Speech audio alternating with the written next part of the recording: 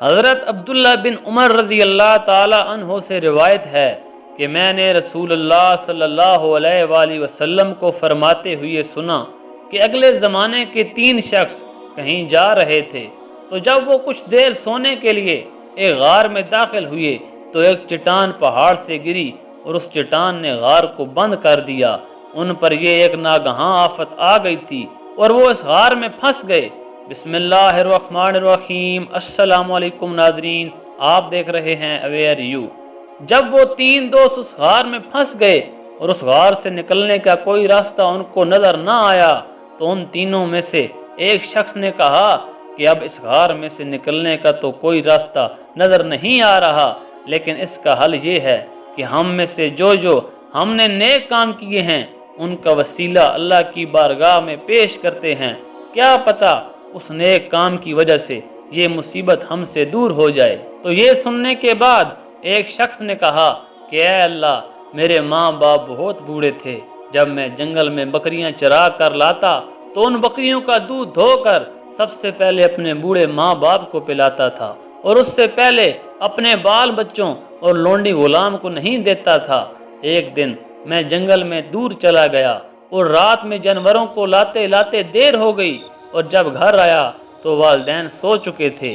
جب میں نے والدین کو سوتے دیکھا تو میں نے اپنے بچوں کو اپنے ماں باپ سے پہلے دودھ پلانا اچھا نہ سمجھا، اور مجھے یہ بھی معیوب لگا کہ سوتے ہوئے ماں باپ کو جگا دوں، تو میں دودھ کا پیالہ لے کر ان کے سرہانے کھڑا رہا، اور جب صبح کو وہ جاگے تو ان کو دودھ پیش کیا۔ اے میرے مالک، اگر میں نے یہ کام تیری خوشنودی کے لیے کیا ہے تو اس چٹان کو ہٹا دے۔ اب جب اس نے یہ دعا کی تو چٹان اپنی جگہ سے تھوڑی سی سرک گئی اور غار کے باہر سے تھوڑی سی روشنی نظر آنے لگی، لیکن وہ اتنا راستہ نہیں تھا کہ وہ تینوں اس سے باہر نکل سکتے۔ اس کے بعد دوسرے شخص نے کہا کہ اے اللہ، میری چچا کی بیٹی بہت خوبصورت تھی اور مجھے بہت پسند بھی تھی، تو میں نے اس کے ساتھ برے کام کا ارادہ کیا کیونکہ وہ بھوک کی وجہ سے میرے پاس آئی تھی اور میں نے اس کی مجبوری کا فائدہ اٹھانا چاہا تھا، لیکن اے میرے اللہ، میں نے اس کام کو گناہ سمجھا اور میں تیرے خوف سے پیچھے ہٹ گیا۔ اے میرے رب، اگر یہ کام میں نے تیری رضا کے لیے کیا ہے تو اس مصیبت کو ہم سے دور کر دے۔ اس دعا کے بعد وہ چٹان تھوڑی سی اور اپنی جگہ سے سرک گئی، لیکن ابھی بھی وہ جگہ اتنی نہیں تھی کہ وہ اس غار سے باہر نکل سکتے۔ تو اس کے بعد تیسرے شخص نے کہا کہ اے اللہ، میں نے چند لوگوں کو مزدوری پر رکھا تھا اور سب لوگوں کو مزدوری دے دی، لیکن ایک شخص نے مزدوری تو کی مگر اپنے پیسے نہیں لے جا سکا۔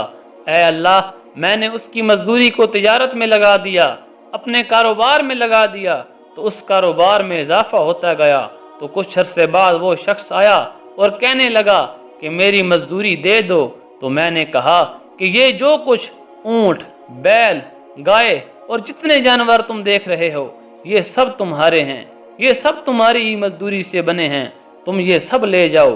تو اس نے کہا کہ اے بندہ خدا، مجھ سے مذاق مت کرو۔ تو میں نے کہا میں مذاق نہیں کر رہا، یہ سب تیرا ہی تو ہے۔ وہ مزدور سارا مال و اسباب لے کر چلا گیا۔ اے میرے مالک، اگر یہ کام میں نے تیری رضا کے لیے کیا ہے تو اس مصیبت کو ہم سے دور فرما دے۔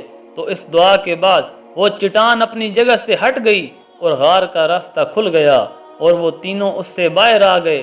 تو دوستو، یہ بخاری شریف کی کتنی پیاری حدیث ہے کہ ان تینوں کو اللہ تعالیٰ نے ان کے نیک کاموں کی بدولت اس مصیبت سے چھٹکارا دے دیا۔ اللہ تعالیٰ ہم سب کو برائی سے بچنے اور نیک کام کرنے کی توفیق عطا فرمائے، آمین۔ اگر آپ کو آج کی ویڈیو پسند آئی ہو تو لائک کریں، شیئر کریں، چینل کو سبسکرائب کریں، اور اگلی ویڈیو تک کے لیے اجازت دیجیے۔ اللہ حافظ، اللہ نگہبان۔